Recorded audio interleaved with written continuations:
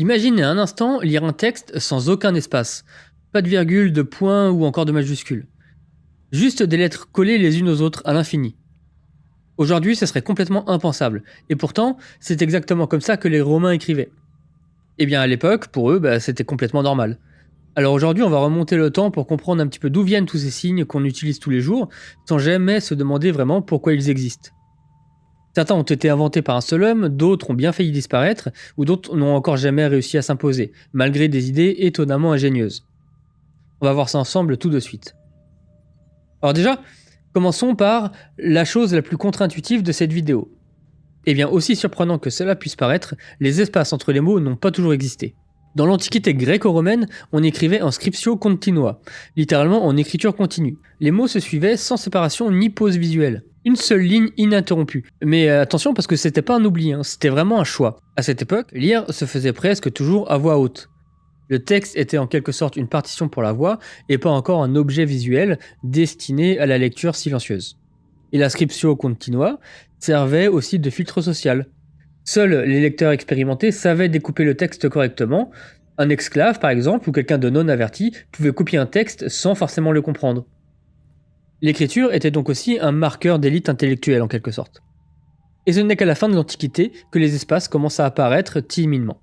Ce sont surtout les moines irlandais et anglo-saxons en réalité au 7e et 8e siècle qui vont généraliser la séparation des mots en recopiant les textes latins qu'ils ne comprenaient pas toujours parfaitement. L'espace entre les mots naît donc en partie d'une nécessité très simple, et bien mieux comprendre ce qu'on lit. Le premier système de ponctuation connu n'utilisait pas de virgule ou de point d'exclamation, il utilisait 3 points. Au 2e siècle avant Jésus-Christ, les érudits de la bibliothèque d'Alexandrie, notamment Aristophane de Byzance, puis Aristarque de Samothrace, doivent éditer des textes gigantesques comme l'Iliade et l'Odyssée. Mais ces textes sont copiés en scriptio continua, difficile donc de savoir où s'arrêter.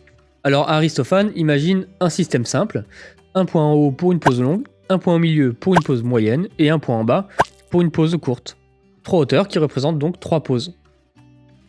Ce système va influencer toute la ponctuation occidentale, et au IVe siècle, Saint Jérôme reprend cette logique lorsqu'il traduit la Bible en latin.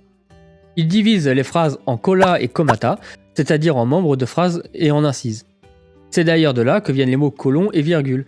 Mais à ce stade, la ponctuation ne sert pas que à analyser la grammaire, elle sert simplement à indiquer où respirer lorsqu'on lit. Le Moyen-Âge, paradoxalement, est une période très créative pour l'écriture.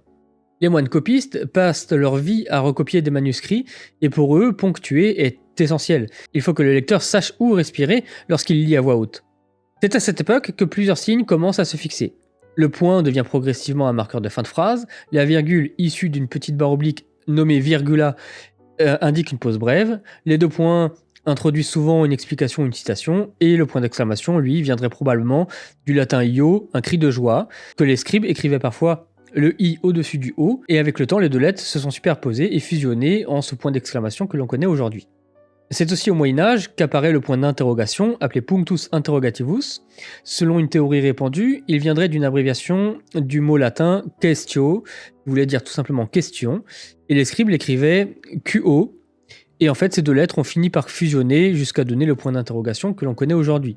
Mais là, pareil, ce sont 2 origines qui restent débattues. Mais à cette époque, il y a aussi un signe qui fait son apparition et que vous avez très certainement dû voir dans vos logiciels de traitement de texte. Il s'agit du pied de mouche.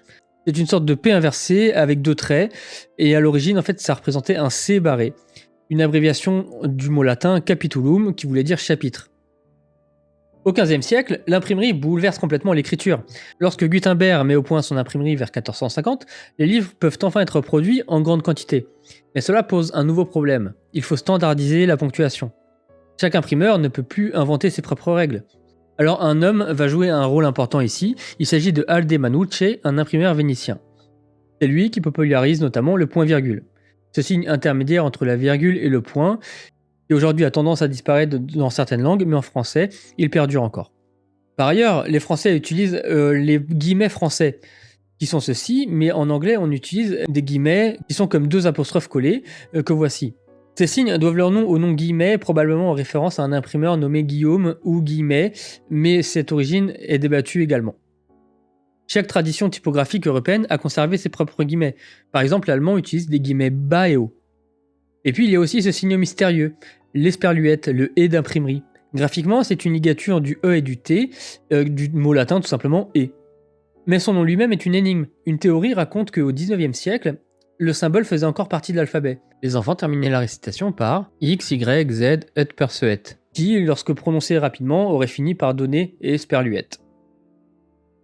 Au XIXe siècle, certains auteurs rêvent d'une ponctuation plus expressive. En 1841, un lithographe belge du nom de Marcelin Jobard propose des signes pour indiquer l'ironie, l'hésitation ou encore l'irritation. Mais ces idées ne seront jamais adoptées. En 1899, comme pour marquer la fin d'un siècle, le poète Alcantor de Brahme invente le point d'ironie, un point d'interrogation inversé. Son idée signalait clairement une phrase ironique. Mais ce signe n'a jamais vraiment pris, pour une raison que ses détracteurs résumaient ainsi, la ponctuation de l'ironie tue l'ironie. Le propre du second degré, c'est d'être justement un code entre le lecteur et l'auteur. L'expliquer, ça servait à rien, c'était le détruire en quelque sorte. Mais en 1962, un publicitaire américain invente un autre signe qui est parfois encore un petit peu rencontré, mais vraiment très rarement. C'est l'interrobang ou le point exclarogatif. Une sorte de fusion du point d'interrogation et du point d'exclamation. Ce signe existe toujours donc dans certaines polices, et on peut le rencontrer dans certains logiciels de traitement de texte, dans les symboles particuliers. Toute cette ponctuation, bien sûr, a une importance qui n'est pas anodine. Une simple virgule peut complètement changer le sens d'une phrase. Dans cet exemple très connu, on mange les enfants, c'est bien différent de on mange, virgule, les enfants. C'est plus du tout la même histoire. En anglais, il y a des exemples similaires comme let's eat grandma ou let's eat grandma. La ponctuation ne sert donc pas seulement à faire joli, ça structure réellement toute la pensée. Tous ces signes, le point, la ponctuation, virgule, point virgule, l'esperluette, etc. ont tous une histoire. Ils ont émergé lentement, bien sûr ils ne sont pas arrivés du jour au lendemain. Ils ont évolué, certains ont disparu et d'autres continuent d'apparaître. Car aujourd'hui, la ponctuation poursuit le même objectif, essayer de capturer la voix humaine dans l'écriture. Et elle continue d'évoluer.